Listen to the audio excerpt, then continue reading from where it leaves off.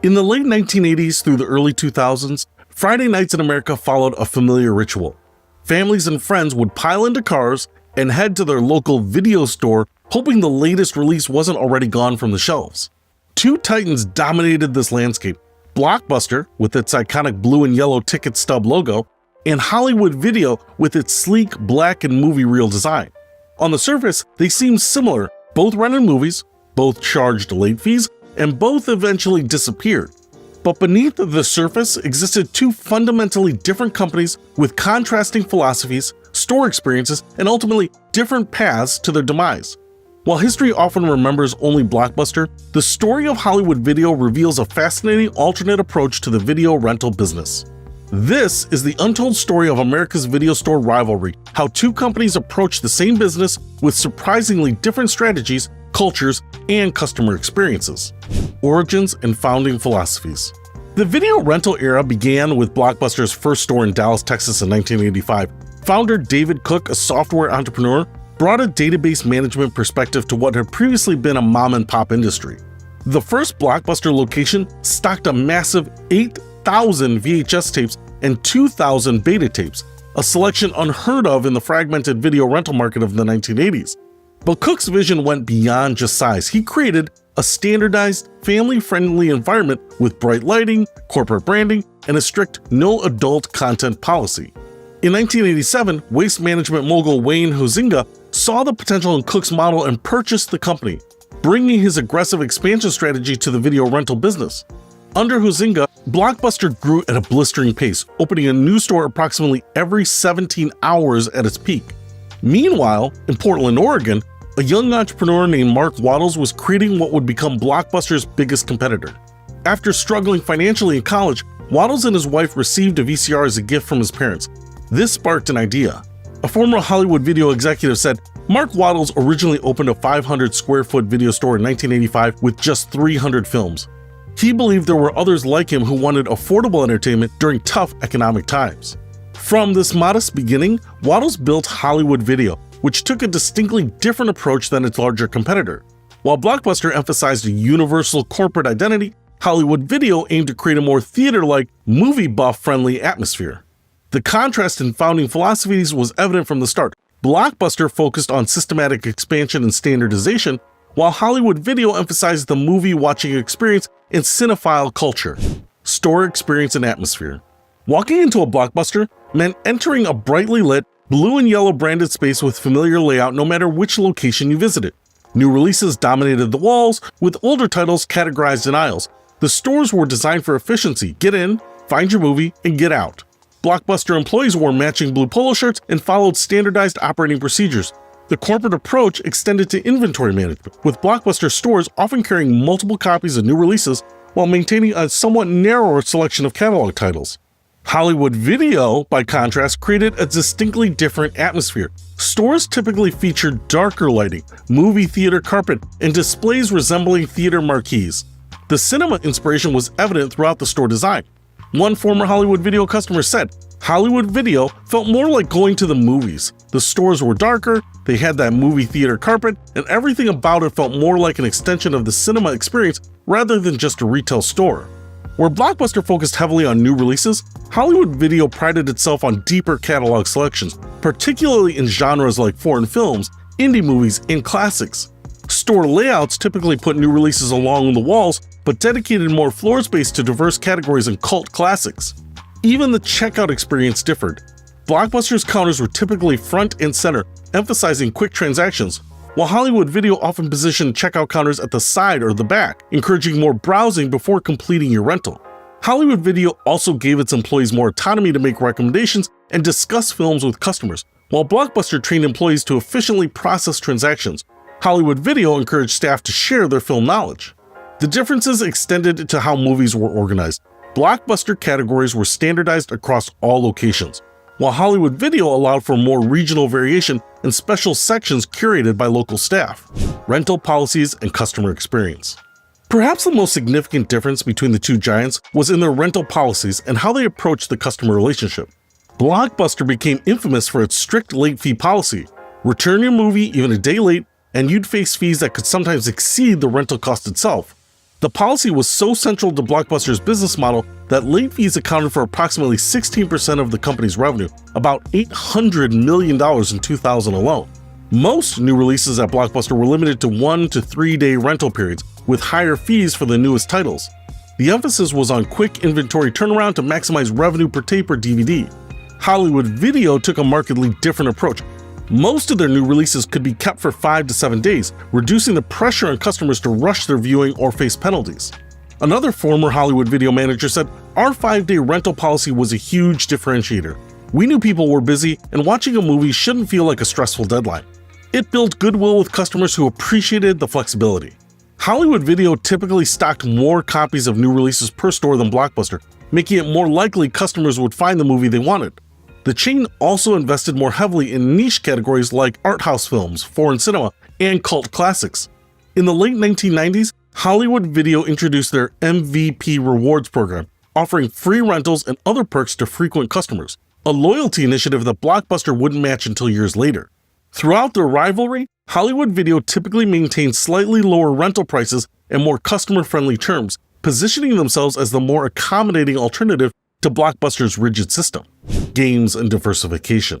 Beyond movies, both chains recognized the growing importance of video game rentals, but approached this market differently as well. Blockbuster typically integrated game rentals within its existing stores, allocating a section for Nintendo, Sega, PlayStation, and other platforms. The game selection was usually solid but not exceptional, treated as a supplementary offering to the primary movie rental business. Hollywood Video took a bolder approach by creating Game Crazy, a dedicated section or even a store within a store concept focused exclusively on games.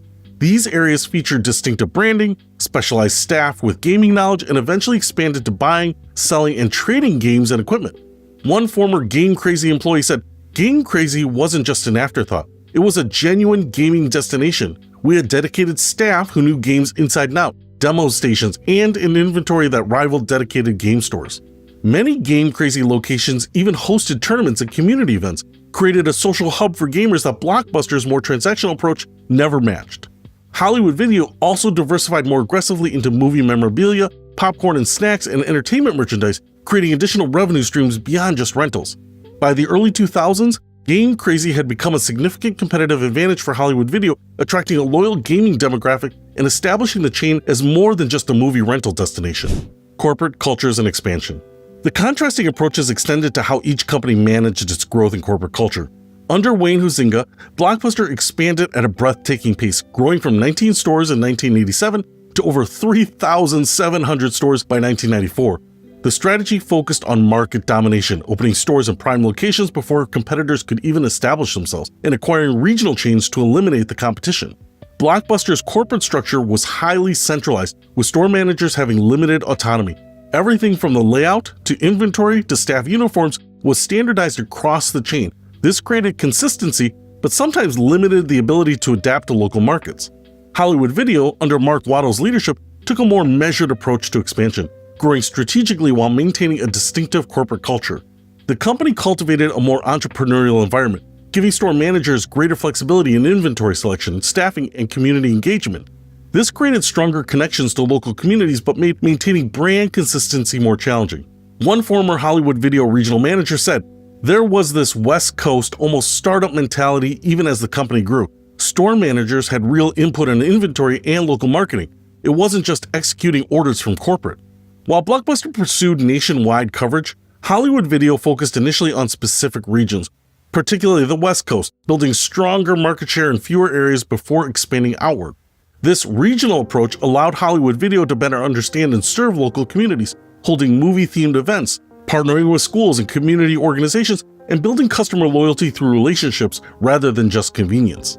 The Netflix challenge and adaptation. In 1997, a new competitor emerged that would eventually render both video store chains obsolete: Netflix. The DVD by mail service initially seemed like a niche threat, but both Blockbuster and Hollywood Video responded in characteristically different ways. Blockbuster famously dismissed Netflix, with then CEO Jim Antioco reportedly laughing when Netflix founder Reed Hastings proposed a partnership in 2000. The company maintained its focus on physical stores and continued to rely heavily on late fees despite growing customer frustration. When Blockbuster finally launched its own online rental service in 2004, it was largely reactive and had failed to integrate smoothly with the in-store experience. The initiative came years later after Netflix had established itself as the leader in DVD by mail market. Hollywood Video, with its more flexible approach, adapted somewhat more quickly. The company had already been experimenting with customer-friendly policies through its MVP rewards program and moved earlier to test online ordering with in-store pickup options. One tech analyst said, Hollywood Video didn't perfectly predict the streaming future either, but they were generally quicker to experiment with customer-friendly innovations.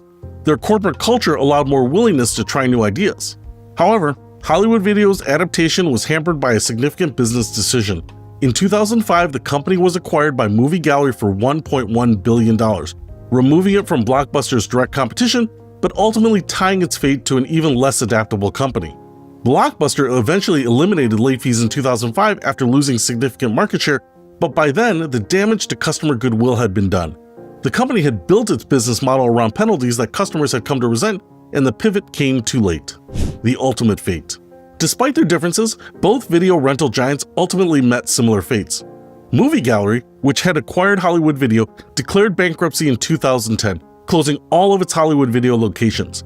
The company had taken on too much debt in the acquisition and failed to successfully transition to the digital era. Blockbuster followed a similar path, declaring bankruptcy in 2010 after a series of failed reinvention attempts. Today, no Blockbuster stores remain, with the final one in Bend, Oregon just recently closing. While both chains disappeared, their contrasting approaches offer valuable business lessons. Blockbuster's emphasis on standardization and strict policies created a recognizable brand, but fostered customer resentment and corporate inflexibility. Hollywood Video's more adaptive, customer-friendly approach built stronger loyalty, but couldn't overcome the fundamental shifts in how people consumed entertainment. The video rental era has been replaced by streaming services that learned both from these chains' successes and failures. Netflix, in particular, adopted Hollywood Video's customer-friendly approach to viewing windows while bringing Blockbuster's vast selection to the digital realm. Conclusion. While Blockbuster typically gets more attention in stories about the video rental era, the Hollywood Video alternative reveals that there was never just one way to approach the business. Two fundamentally different corporate philosophies competed head-to-head for over a decade, each with their own strengths and weaknesses. Hollywood Video offered a more cinephile-friendly experience with greater selection depth, more customer-friendly policies, and a corporate culture that emphasized movies as art rather than just a product. Blockbuster brought unprecedented scale and convenience to movie rentals, making Friday night rentals a cultural institution and bringing movie nights to communities across America with remarkable consistency. The rivalry between these chains shaped how Americans consumed entertainment at home for a generation, and while both eventually succumbed to technological change, their contrasting approaches continue to influence customer service philosophies and retail experiences today. The blue and yellow of Blockbuster may be the most remembered, but the full story of the video rental era can't be told without acknowledging the distinctive black and silver alternative that Hollywood Video provided. A reminder that even in a seemingly straightforward business, there's always more than one way to tell a story.